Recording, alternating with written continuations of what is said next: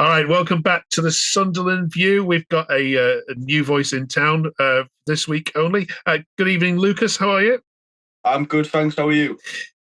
Very well. I'm not sure where to start with the terrace talk on Sunderland this week because I anticipated we might be talking about Sunderland back on track. You beat Cardiff, things were going well, but then Blackburn rocked into town. And no disrespect to Blackburn, but they haven't scored five in about 10 years. Nah. What on earth happened? Do you know what? I don't really know because I seen something just before the game where they were saying I seen something just before the game where they were saying that Blackburn hadn't won away since November or something like that. And I was looking through Twitter on the way there and I was thinking just give it trust Sunderland to give them that win. And then it just look what happened. And I don't know really. I think it's just mental how we would look so good against Cardiff, and then it all just went crashing down from there. You know what I mean? Well, you've had some bad results, haven't you? The Middlesbrough game sticks into mind. Was that as bad as it's been? See, the thing is, these 5-1 that game, and the Middlesbrough game, and I don't think any of it will actually compare to when we got beat off. Them ones over the road. Do you know what I mean? I'd I'd rather I'd rather have lost that, like lost 5-1 there, than have lost that Newcastle match. But do you know what it is? I think it's a lot. It a lot comes down to the people you see like Luke O'Nien and that. Like I was saying this to a couple of people at work today. Like Luke O'Nien, he's good for like the team and that, but he's more. I've always thought he's a bit self-centered. He's like more bothered about his own ego and his own mentality. When while Corey Evans isn't playing, he should be. He's there to kind of. He should be bringing a mentality up for everyone else, rather than his own personal gains. You know what I mean? Like you see him on Instagram and that all the time, and that just putting everything about himself and that. But Yeah. I imagine it's probably not like that. I imagine I'm definitely wrong, but it's just the way it seems, the way he goes on in games, like where he tries to act like the big hard man and that. But he should be guiding everyone else. Lots of people are saying on Twitter, I don't know if you agree with this. What's the point in Dodds now? Just get him gone. Try Nah. something. Try something else. Mm, See, I don't know. I don't really like to listen to the people on Twitter. I think it's all a bit stupid. Like, because I see people, like, as soon as that game finished, I seen people posting gifs of like Neil Warnock and that, and I was thinking to myself, what's the point? Like, there's nothing else to play for in this season. Like, you may as well just stick it out and just let it run its course because there's no way. I don't believe that we can get relegated at all. It can get a lot worse, but we're not going to get relegated realistically, but we're not going to get promotion either. We're not going to get playoffs. So there's no point appointing someone for the next 6 games just for us to sack them and bring someone in or what, however it would work.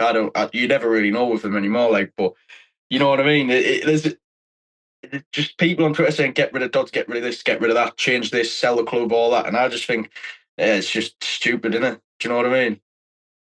Bristol City are going to rock up on Saturday. They too have absolutely nothing to play for, but Yeah. not really choose it Sunderland because surely in this home game now you've got pride to play for, haven't you? You've got to show that these season tickets are on sale. People still going to Yeah. put money in the pocket and buy. You still want the attendances there. You still want to show the fans that these teams still care. Is it actually more important than just the 3 points? Is the performance is more important than the result? I see.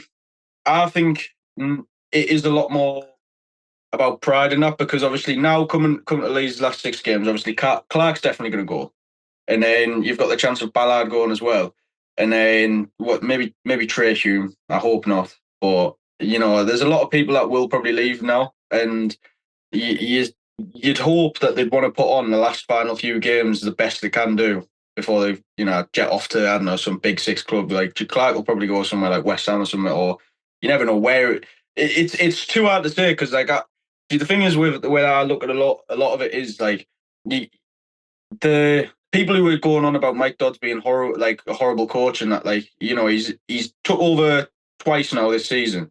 He gave us 2 good results this season with was it West Brom and Leeds? I think it was them 2 times. Yeah, and then Michael Beale came in, and then obviously I think he can only do as good as he can get because he's going to go back to that coaching role in a bit in a couple months time. He can only do the best he can do because someone else is going to come in soon. And these players, some players are going to go, some players are going to come. I just think it's hard to make a decision on things where you just don't know what's going on the inside. Do you know what I mean?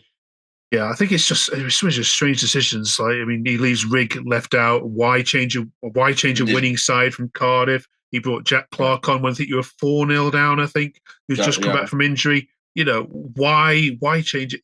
I think lots of people are just what I read anyway. You're there, you see it. Are just frustrated with the decisions that he's making and think, well, you don't know what you're doing. Yeah, 100%. It's a bit of a weird one. Like, I didn't understand why when that team sheet came out. My initial thought was that is a proper good lineup. I think that's I thought it was class. And then first 10 minutes into the game, you're like, oh no, do you know what I mean? Like Patrick Roberts was abysmal. Callum Styles as well. I don't know. It just wouldn't. I just wouldn't have changed that lineup that he put on Cardiff. Chris Rigg should have started. And he should start going forward. He's about to turn 17 where he can sign a professional contract, and you'd want to play him as much as you can. And it's just a weird one. I don't know. It as I said, it's hard to make proper kind of opinions from myself anyway without knowing really what's going on the inside. Right, let's get some predictions then for this game. Let's bring in Sam, our Bristol City fan, who's going to be travelling to the Stadium of Light this weekend. Good evening, Sam. How are you? Yeah, I'm good, thank you. Just tell Lucas and the rest of Sunderland fans watching this what sort of shape Bristol City are in at the moment and how they can beat you. Well, in the run-up to Easter, we were looking at a very, very poor side. But with the international break, we come back 6 points, 2 clean sheets. We're looking good at the moment. Okay. What sort of approach should they take to beating you? Because your goal is in some fine form as well, isn't it? Yeah, I just don't turn up. Don't turn up. No, yeah. They just need to get down the wings if they want to beat us because we look a bit weak in the wings. Right, let's get some score predictions then. Lucas, you're the home side. Go first on this one. I'm going to say 2-0 to us. Okay. I say 2-0, and for some reason, and I hope to God it doesn't happen because I hate him because he's got trim. I'd say Burstow's going to score, unfortunately. Do you know what I mean? So it's how it is. Sam? I'm going to flip that round. We're going to get a nice 2-0 away win. All right. Cheers, Sam. Thanks very much for that. Lucas, before you go, it's now in April. Who would you award the Player of the Month for March for Sunderland? I know it's hard, but you have had some good results in there. Realistically, absolutely none of them. They're all rubbish. But I'd probably say, I don't know. It's genuinely. I'd want to just give it to Rigg, or maybe Job, because that goal he scored against Southampton was absolutely unbelievable. Yeah. As a third choice, Trey Hume. You know what I mean? I saw your Twitter on him earlier. You're in. It's going to be some player. I'm in the fan club. Okay.